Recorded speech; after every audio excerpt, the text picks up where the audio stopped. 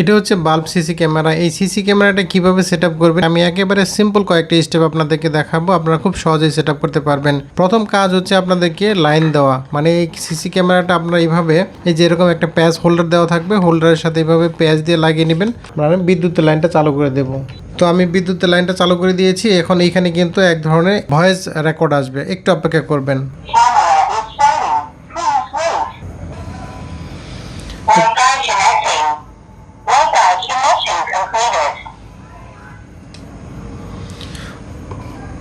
তো দেখেন ক্যামেরাটা ঘুরে ঘুরে বলতেছে যে ক্যামেরাটা আপনার কানেকশন দেওয়ার জন্য রেডি আছে, এখন ক্যামেরাটা আপনি কানেকশন করতে পারেন। তো ক্যামেরাটা এখন কানেকশন করার আগে আপনাদেরকে ছোট্ট একটা কাজ করে নিতে হবে, ক্যামেরাটা রিসেট দিয়ে নেবেন।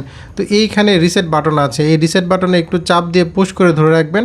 তো এটা 4 থেকে 5 সেকেন্ড এভাবে ধরে রাখবেন, ক্যামেরাটা রিসেট হয়ে যাবে। কিছু ক্যামেরা আছে যেগুলোতে পুশ বাটন নেই, মানে আপনি চাপ দিলে রিসেট হবে না, সেখানে কিন্তু এই যে ধরনের পিন ব্যবহার করতে হবে। এই পিন দিয়ে আপনাকে এখানে পুশ করতে হবে। তো এই পুশ করার সময় একটা জিনিস খেয়াল করতে হবে যে কোন জায়গায় চাপ দিলে আসলে চাপ লাগতেছে, একটু শব্দ হবে আর কি। হ্যাঁ, একটু কাত করে এদিক সেদিক করে যখন দিবেন তখন বুঝতে পারবেন যে এটা আসলে পুশ হয়েছে, মানে একটু প্রেস হলে হালকা একটু সাউন্ড হবে।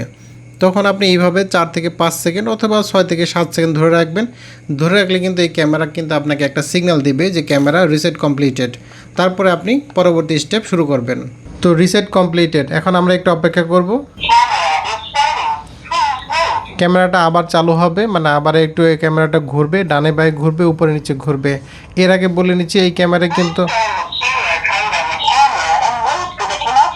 তো এখন আমাদের প্রথম কাজ হচ্ছে আমাদের অ্যাপ ইনস্টল করা। অ্যাপের নাম হচ্ছে V380 Pro। তো আপনারা এখানে প্লে স্টোরে যাবেন, প্লে স্টোরে গিয়ে আপনারা এখানে লিখবেন V380 Pro।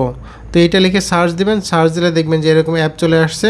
এই অ্যাপটা আপনারা ইনস্টল করে নেবেন। তো আমি অলরেডি ইনস্টল করে নিয়েছি, আমি এটা ওপেন করছি। আচ্ছা, এখন ক্যামেরার কিউআর কোডটা স্ক্যান করে কিভাবে আপনারা ক্যামেরাটা অ্যাক্টিভ করবেন সেটা আপনাদেরকে দেখাচ্ছি। এইটার জন্য আপনাদেরকে প্রথমে এই যে এখানে অ্যাড ডিভাইসে চলে যেতে হবে, এখানে প্লাস আইকন যেটা আছে এখানে ক্লিক করছি। এবার আপনাদের ক্যামেরার যে কিউআর কোডটা আছে কিউআর কোডটা স্ক্যান করতে হবে। তো ক্যামেরা কিউআর কোডটা আমি স্ক্যান করে ফেলেছি। এখন এখানে বলছে the device can't connect the wifi, মানে 2.4G কানেক্ট করতে হবে। এইখানে আমার 5G সাথে কানেক্ট আছে, আমি এখানে 2.4G যেটা এইটার সাথে কানেক্ট করব। তাহলে